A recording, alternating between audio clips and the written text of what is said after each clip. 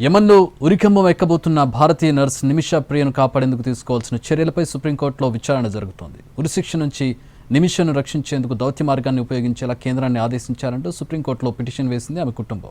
దీనిపై విచారణ జరుపుతోంది ధర్మాసనం.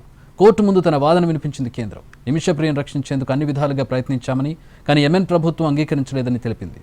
ఈ ఉదయం కూడా యెమెన్ ప్రభుత్వంతో సంప్రదింపులు జరిపామని, కానీ ప్రయోజనం లేకుండా పోయిందన్నారు. నిమిషా ప్రియ చేతిలో హత్యకు గురైన మెహదీ ఫ్యామిలీ నష్టపరిహారం తీసుకుని క్షమాభిక్ష పెట్టేందుకు అంగీకరించడం లేదని తెలిపింది.